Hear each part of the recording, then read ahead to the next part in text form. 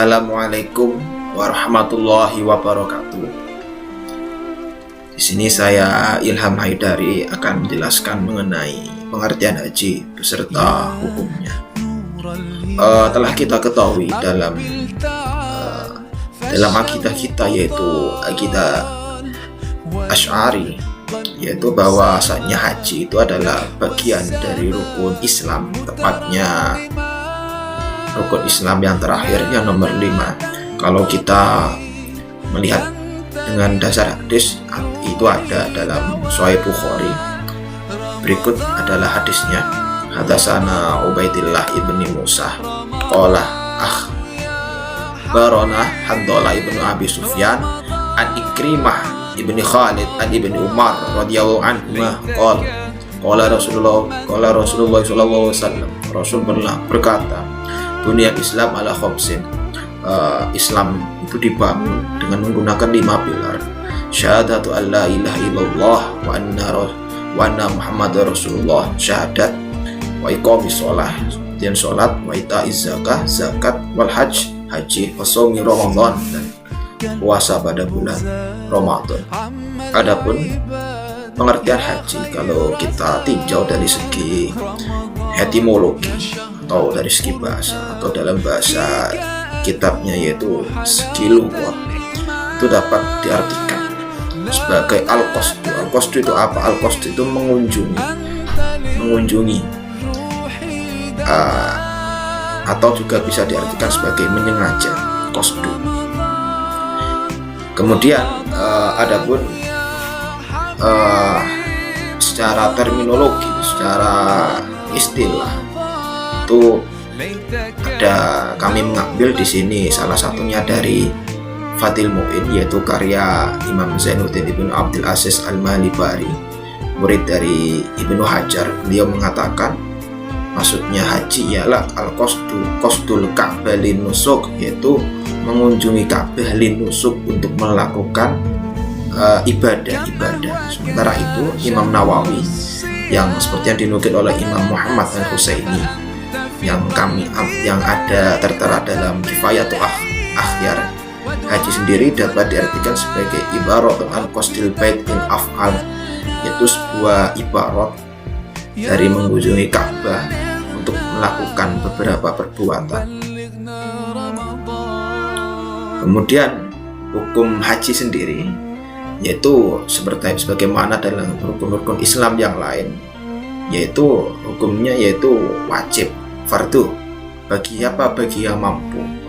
Ini kalau kita melihat dari Al-Quran, tepatnya surat Ali Imran ayat 97, fihi ayatun bayyinatun maqamu Ibrahim wa man dakhalahu kana aminan walillahi 'alan nasi hajjul baiti man istata'a ilaihi sabila wa man kafar fa innallaha ghaniyyun 'anil 'alamin. Di situ titik tekannya pada lafaz walillahi 'alan nasi hajjul baiti man istata'a ilaihi sabila, mengerjakan haji adalah kewajiban manusia terhadap Allah.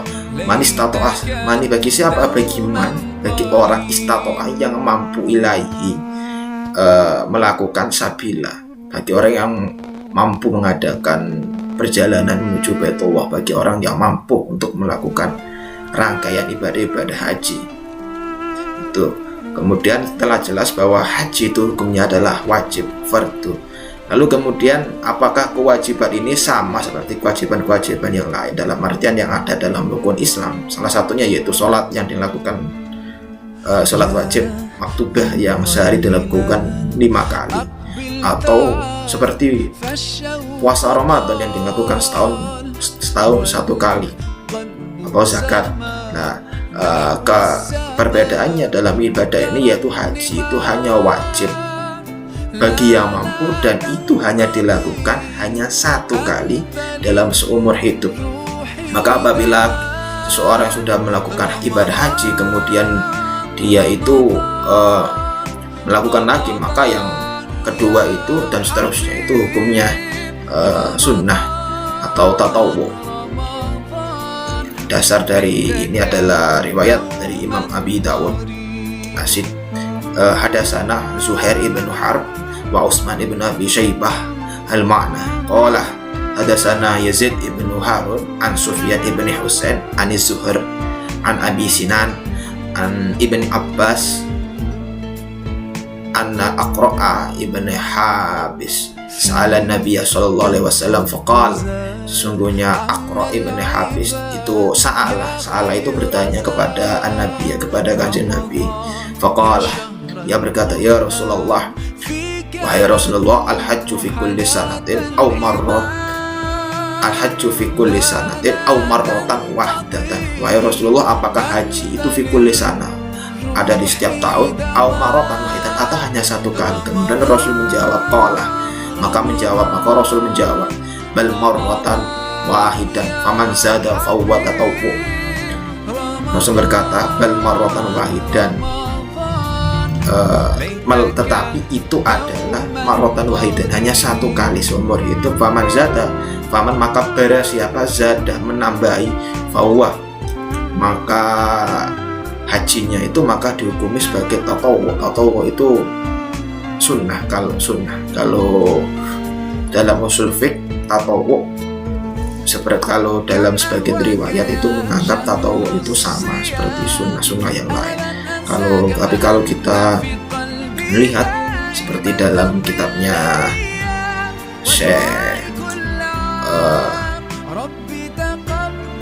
Syekh Abdul Wahab Olaf ilmu usulil fiqh, tatawwu itu dimaknai sebagai sunnah yang ghairu muakkad. Sunnah ada dalam pembagiannya Syekh Abdul Wahab Olaf dalam ilmu usulil fiqh, sunnah itu ada 3. Yang pertama yaitu muakkad, yang kedua itu sunnah ghairu muakkad, dan ini mempunyai nama lain seperti tatawwu atau mandub dan juga yang lain. Kemudian sunnah yang terakhir yaitu sunnah mustahab.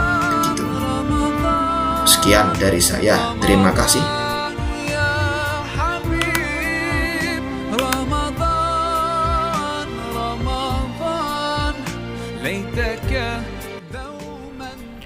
Bismillahirrahmanirrahim. Assalamualaikum warahmatullahi wabarakatuh. Perkenalkan, nama saya Muhammad Bakilani Zamzami Malo, NIM 20021110119.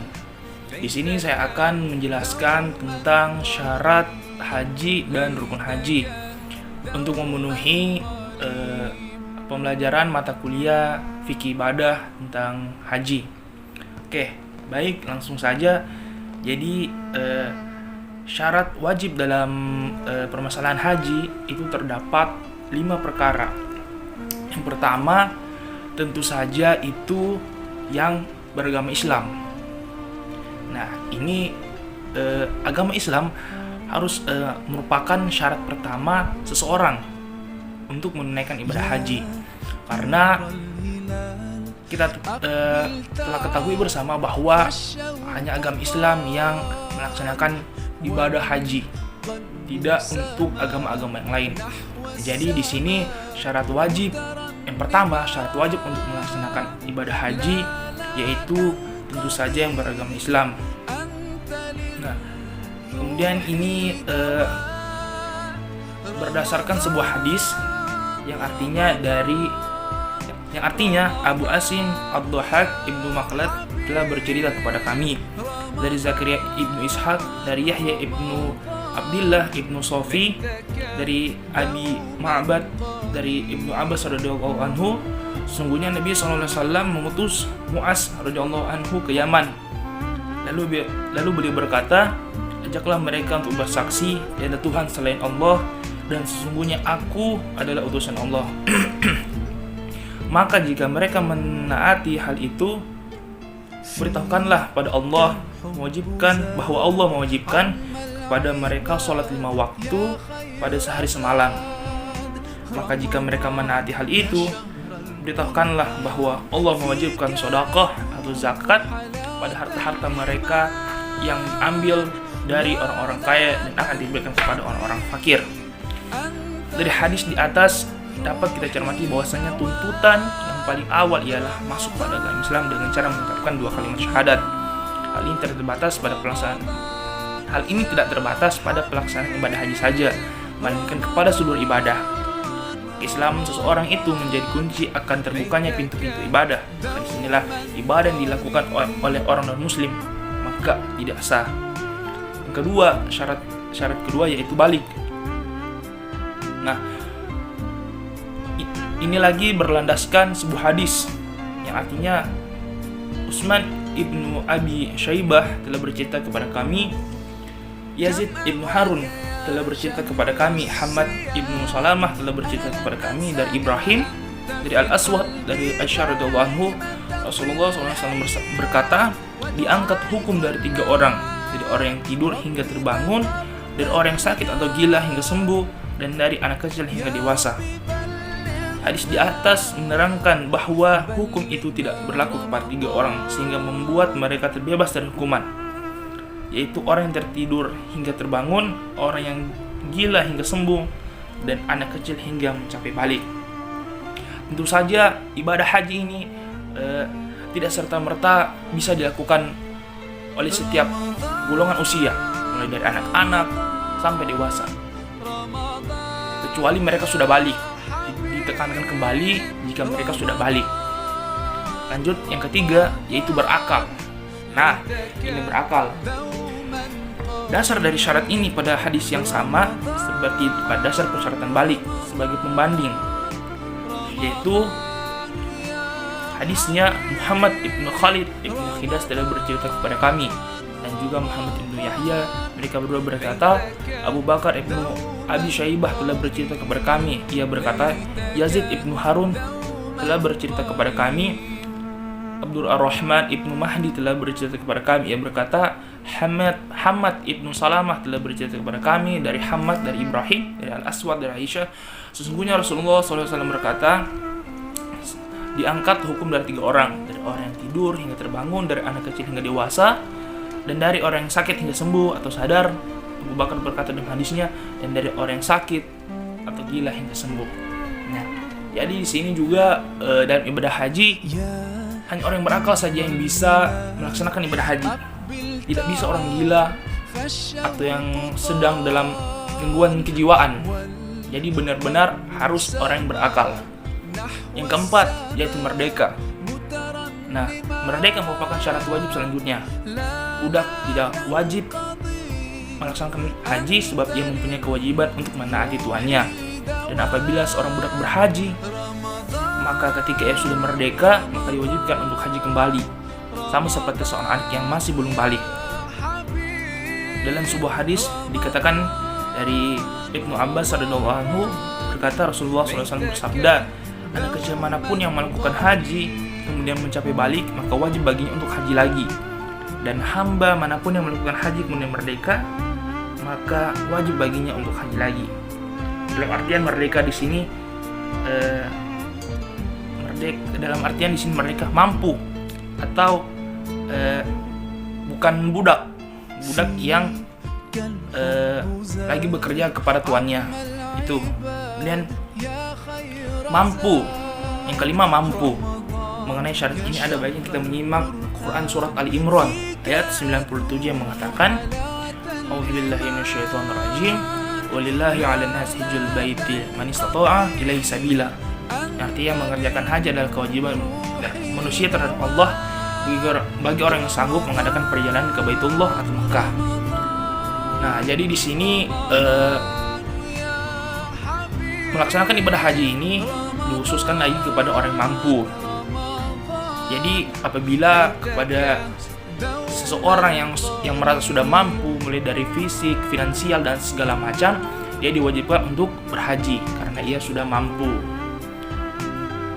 Kemudian perjalanan atau sabil ini diartikan sebagai bekal dan juga kendaraan, sebab dikatakan dalam hadis yang artinya Utaibah ibnu Sa'id As-Saqaf bercerita kepada kami, Al-Laits ibnu Sa'ad telah bercerita kepada kami dari Sa'id ibnu Abi Sa'id, dari akhirnya sesungguhnya Abu Hurairah berkata, Rasulullah SAW bersabda, tidak halal seorang wanita berpergian saat malam kecuali ia beserta dengan seorang mahram. Nah, itu tadi sudah selesai mengenai syarat haji. Kemudian rukun haji. Rukun haji sama seperti dalam rukun ibadah yang lain. Dalam permasalahan rukun ibadah haji terjadi perbedaan pendapat di kalangan ulama. Sebagian ahli fikih seperti Abi Suja Ahmad As-Sifani mempunyai pendapat bahwa rukun haji hanya terdiri dari 4 saja, yaitu ihram serta dengan niat masuk haji, wukuf di padang Arafah, tawaf, serta yang terakhir yaitu sa'i. Masuk yang poin pertama, yaitu ihram. Ihram sendiri bisa dijadikan sebagai ibarah dari niat masuk pada haji atau umroh. Hal ini diungkapkan oleh Imam An-Nawawi. Ini terjadi karena seorang yang melakukan ihram telah mencegah dari perkara-perkara yang haram. Sebagaimana ibadah lainnya, niat merupakan awal dari sebuah ibadah. Lagi-lagi niat untuk melaksanakan awal dari sebuah ibadah. Ihram sendiri menjadi rukun yang diletakkan paling awal sebab ada hujjah yang telah mewajibkannya. Seperti dalam sebuah hadits yang masyhur, innamal a'malu binniyat. Segala perbuatan itu tergantung dari niat.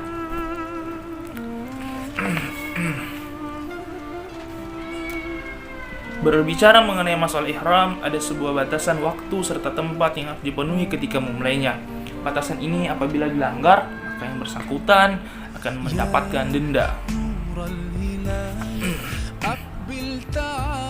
Yang kedua, yaitu wukuf di padang Arafah. Wukuf di padang Arafah merupakan salah satu rukun haji dan di sebagian pendapat dianggap sebagai puncak dari rangkaian ritual haji. Wukuf di padang Arafah adalah salah satu rukun haji yang mengharuskan jamaah haji hadir di sana dan disebut-sebut sebagai puncak dari ritual ibadah haji. Semua orang berhaji wajib hadir di padang tandus. Pada hakikatnya tidak ada tuntutan lebih spesifik mengenai kewajiban ini. Selain untuk melakukan wukuf atau berdiam diri di padang ini di waktu antara zuhur sampai maghrib. Pun mengenai aturan selain tidak keluar dari kawasan itu dan tidak melanggar ketentuan haji yang lainnya, maka hukum wukufnya sudah dianggap sah. Kemudian selanjutnya ada tawaf ifadah. Nah, tawaf ifadah sendiri yaitu salah satu dari 4 rukun ibadah haji. Tata cara tawaf ini sama dengan tawaf yang lainnya. Dilakukan dengan 7 kali putaran, yaitu mengelilingi Ka'bah. Dalil tawaf ini ada dalam Al-Quran, terdapat dalam surat Al-Hajj ayat 97 yang berbunyi, A'udzubillahi minasyaitonirrajim, tsumma liyaqdu fatahum wa la yufu nudurahum wal yatawafu bil baiti atiq. Artinya, kemudian hendaklah mereka menghilangkan kotoran atau yang ada di badan mereka, menyempurnakan azan-azan mereka dan melakukan tawaf sekeliling rumah tua atau Baitullah atau Mekah. Dalam ayat di atas, Al-Quran sendiri tidak menjelaskan tawaf apa yang dimaksud, sebab pada dasarnya tawaf sendiri terdiri dari 4 macam. Tawaf qudum atau bisa disebut dengan tawaf duku, tawaf sunnah, tawaf ifadah, serta tawaf wada. Maka disinilah muncul sebuah hadis yang menerangkan arti tawaf tersebut, mengingat fungsi atau bayan hadis terhadap Al-Quran. Kemudian yang terakhir sa'i. Sa'i ini yaitu berlari-lari kecil atau berjalan cepat selama 7 putaran bolak-balik dari Bukit Safa ke Bukit Marwah atau sebaliknya. Dan hitungan 7 kali dalam masalah ini tidak diartikan sebagai 1 kali, melainkan 2 kali apabila seorang berjalan dari Safa ke Marwah kemudian dia kembali lagi. Dalam sa'i disyaratkan harus diawali dari Bukit Safa dan diakhiri di Bukit Marwah. Baik, itulah penjelasan saya mengenai syarat dan rukun haji. Mohon maaf apabila terdapat kurang dan kesalahan. Lebih kurang saya mohon maaf. Allahumma musta'an. Assalamualaikum warahmatullahi wabarakatuh.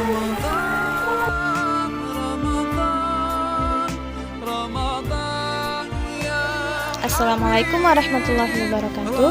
Perkenalkan, nama saya Eka Nur Rahma. Di sini saya akan mempresentasikan tentang materi kesunahan haji.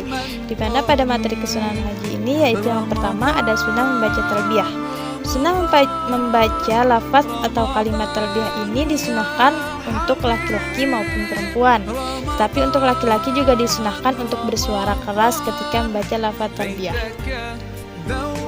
Kemudian ketika telah selesai membaca lafaz talbiyah, kita juga disunahkan untuk bersalawat kepada Rasul agar meminta kita didekatkan kepada syurga dan agar mendapat ridha Allah Subhanahu wa taala. Kemudian kita juga dapat meminta agar kita dijauhkan oleh api neraka. Adapun lafaz talbiyah itu adalah seperti ini.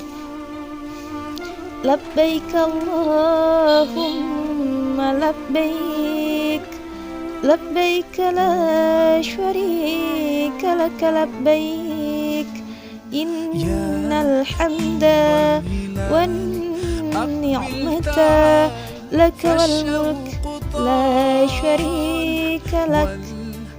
Kurang lebih seperti itu.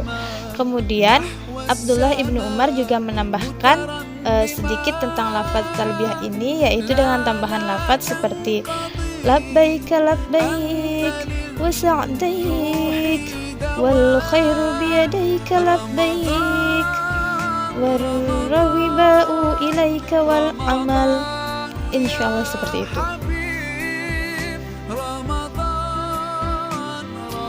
Kemudian kesunahan talbiyah ini juga dilandaskan oleh sebuah hadis, yang mana hadis tersebut artinya insyaallah seperti ini. Dari Abdullah ibnu Yusuf telah bercerita kepada kami, Malik telah membawa berita kepada kami dari Nafi, dari Abdullah ibnu Umar radhiyallahu anhu, sesungguhnya talbiyahnya Rasulullah adalah labbaik Allahumma labbaik, labbaik la syarika lak labbaik, innal hamda wan ni'mata lak wal mulk la syarika lak. Insyaallah seperti itu. Adapun sunnah haji yang kedua yaitu melakukan tawaf kudum, di mana tawaf kudum ini adalah tawaf yang dilakukan ketika kita baru datang atau baru tiba di kota Mekah, di mana tawaf ini dilakukan untuk memuliakan kota Mekah itu sendiri. Kemudian kenapa tawaf ini bisa menjadi sunnah? Karena Rasulullah sendiri pernah melakukan tawaf kudum, di mana dikisahkan di dalam suatu hadis yang artinya insya Allah itu seperti ini. Asbaq telah bercerita kepada kami dari Ibnu Wahab, Amr telah membawa berita kepada kami dari Muhammad ibnu Abdurrahman. Aku menerangkan kepada Urwah, ia berkata, lalu Aisyah radhiyallahu anhu mengabariku, sesungguhnya perkara pertama yang dilakukan Rasulullah ketika baru datang ke Mekah atau ketika saat pertama kali ke Mekah yaitu berwudu, lalu kemudian tawaf, dan kemudian Rasulullah tidak melaksanakan umrah. Inilah hadis yang mendasarkan tawaf kudum sebagai sunnah-sunnahnya haji. Kemudian sunnah haji yang ketiga yaitu ada mengambil pola ifrat. Hal ini juga didasarkan kepada hadis yang artinya insya Allah seperti ini. Abdullah ibnu Yusuf telah bercerita kepada kami, Malik telah membawa berita dari Abi al-Aswad Muhammad Abi Abdurrahman, Muhammad ibnu Abdurrahman ibnu Naufal dari Urwah ibnu Az-Zubair dari Aisyah radhiyallahu anhu, sesungguhnya ia berkata, aku keluar rumah bersama Rasulullah Shallallahu alaihi wasallam pada tahun haji wada. Maka dari golongan kami ada orang yang berihram dengan umroh, dan dari kami juga ada orang yang berihram dengan haji dan umroh, dan dari kami juga ada orang yang berihram dengan haji. Rasulullah sendiri berihram dengan haji. Adapun bagi yang berihram dengan haji atau mengumpulkan antara haji dan umroh, maka ia tidak boleh tahallul hingga datang hari raya kurban. Seperti itu hadis yang melandaskan bahwa mengambil pola ifrat juga menjadi sunnah ketika melakukan ibadah haji. Kemudian selain sunnah-sunnah yang telah disebutkan di atas, ada juga beberapa sunnah haji, yaitu seperti mandi sebelum ihram, mengganti kain ihram dengan kain yang baru, kemudian bermalam atau mabit di Mina. Kemudian yang terakhir yaitu kita melakukan tawaf wada atau tawaf perpisahan, di mana tawaf ini kita lakukan ketika kita hendak meninggalkan Mekah. Ya, jadi kita tawaf perpisahan dengan kota Mekah. Kurang lebih seperti itu materi yang dapat saya sampaikan. Kurang lebihnya saya mohon maaf yang sebesar-besarnya. Wassalamualaikum warahmatullahi wabarakatuh.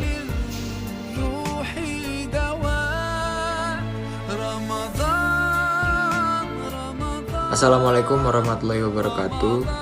Materi yang saya bawakan yakni mengenai hal-hal yang membatalkan haji dan bacaan tawaf dan sa'i. Materi yang pertama, hal-hal yang membatalkan haji. Haji batal karena salah satu dari dua perkara berikut. Yang pertama, berhubungan intim. Jika dilakukan sebelum melempar jumrah Aqobah, apabila dilakukan setelah melempar jumrah Aqobah dan sebelum tawaf ifadah, hajinya tidak batal, walaupun demikian ia berdosa. Sebagian ulama berpendapat bahwa hubungan intim tidak membatalkan haji karena tidak ada dalil yang jelas mengenai hal ini. Perkara yang kedua, yakni meninggalkan salah satu rukun dari rukun-rukun haji. Apabila haji seseorang batal karena salah satu dari dua perkara ini, maka wajib baginya berhaji kembali tahun berikutnya apabila ia mampu. Sebagaimana yang telah dijelaskan tentang makna mampu. Jika tidak, maka pada waktu ia mampu untuk berhaji, karena kewajiban haji bersifat segera setelah ada kemampuan. Lalu yang selanjutnya, melakukan hal-hal yang diharamkan di kedua kota haram.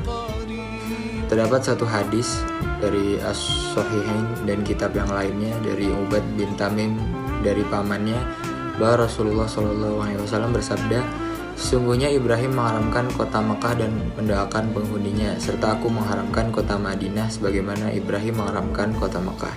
Dalam dua kota haram ini diharamkan beberapa hal. Apabila seseorang hidup di dalam kedua kota ini, ia tidak boleh mengerjakan hal-hal ini, ataupun orang yang datang berkunjung untuk menunaikan ibadah haji atau umroh ataupun kepentingan lainnya. Hal-hal yang dilarang itu sebagai berikut. Yang pertama, memburu hewan dan burung, mengejarnya atau membantu untuk mengerjakan hal tersebut. Yang kedua, memotong pepohonan dan durinya kecuali sangat dibutuhkan dan dalam keadaan darurat. Yang ketiga, membawa senjata. Yang keempat, memungut barang temuan di tanah haram Makkah bagi orang yang menunaikan ibadah haji. Adapun bagi orang yang bermukim di sana, ia boleh mengambilnya lalu mengumumkannya. Perbedaan antara orang yang berhaji dengan orang yang bermukim di sana jelas. Adapun dalil dari hal yang terlarang ini ada sabda Rasulullah SAW pada hari penaklukan kota Mekah. Kota ini haram dengan keharaman dari Allah sampai hari kiamat. Duri pepohonan yang tumbuh di dalamnya tidak boleh dipotong, binatang buruan yang ada di dalamnya tidak boleh dikejar, tidak boleh mengambil barang temuan kecuali untuk diumumkan, dan tidak boleh memotong pepohonan. Abbas berkata, "Wahai Rasulullah, kecuali tumbuhan ilkir, sebab kami menggunakannya di kuburan dan di rumah kami." Kemudian Rasulullah SAW bersabda, "Kecuali tumbuhan ilkir." Lalu dari Jabir, ia berkata, "Aku mendengar Rasulullah SAW bersabda, tidak halal bagi seseorang di antara kalian membawa senjata di kota Makkah." Berikut tadi materi yang saya paparkan mengenai hal-hal yang membatalkan haji. Baik, materi yang selanjutnya adalah doa tawaf dan doa sa'i. Sesuai yang dicontohkan Rasulullah, terdapat 3 doa yang dilakukan di 3 waktu dan tempat. Yang pertama, ketika melewati Hajar Aswad, beliau mengucapkan takbir atau membaca Bismillahirrahmanirrahim seperti hadis berikut. Ibnu Umar radhiyallahu anhu masuk Mekah ketika waktu duha, lalu beliau mendatangi Ka'bah dan menyentuh Hajar Aswad sambil mengucapkan Bismillahirrahmanirrahim. Kemudian beliau berlari kecil 3 putaran dan jalan antara rukun Yamani dan rukun Hajar Aswad. Setelah sampai di Hajar Aswad, beliau menyentuhnya dan bertakbir lalu keliling 4 tawaf sambil berjalan. Doa yang kedua yakni di antara rukun Yamani dan rukun Hajar Aswad. Di antara rukun Yamani dan Hajar Aswad ini disunahkan membaca doa sapu jagat. Hal ini berdasarkan hadis. Saya mendengar Rasulullah SAW mengucapkan di antara 2 rukun, Rabbana atina fid dunya hasanah wa fil akhirati hasanah wa qina adzabannar. Lalu doa yang ketiga, pada saat seusai tawaf di belakang makam Ibrahim. Sesuai tawaf, Rasulullah SAW berjalan menuju tempat sholat yang berada di makam Ibrahim, lalu membaca wattakhidhu min maqami Ibrahim musalla. Hal ini sesuai dengan hadis riwayat Tirmidzi dijelaskan, tak kala Nabi Shallallahu Alaihi Wasallam tiba di Mekah, beliau masuk ke Masjid Haram, kemudian beliau menyentuh atau mencium Hajar Aswad, lalu berjalan ke arah kanannya, berlari kecil 3 putaran dan berjalan 4 kali putaran, kemudian mendekati makam Ibrahim dan membaca, dan jadikanlah makam Ibrahim sebagai tempat sholat. Kemudian untuk doa sa'i, ketika mengerjakan sa'i dianjurkan membaca doa berikut ini sambil lari-lari kecil antara Bukit Syafa dan Marwah. Allahu Akbar, Allahu Akbar, Allahu Akbar, Allahu Akbar, kabira walhamdulillahi katsira wa subhanallah bukrata wa asila.